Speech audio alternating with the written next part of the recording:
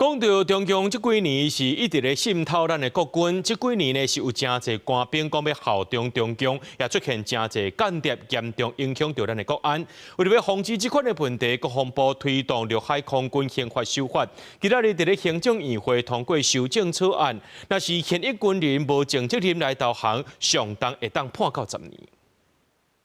贺指现役军人对敌人为效忠之表示。修正重点第一个部分，主要是在于现役军人不尽其应尽之责而降敌之行为，违反保卫国家安全之忠诚义务，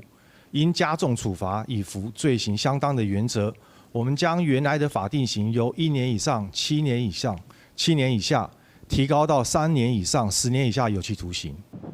这届修法也新增加用言语、机动文字、图画、电子记录、科技方法等方式对敌人效忠，通判1年以上7年以下有期徒刑。国防部表示，透过修法来强化着假警的日头，防止敌对势力来渗透台湾。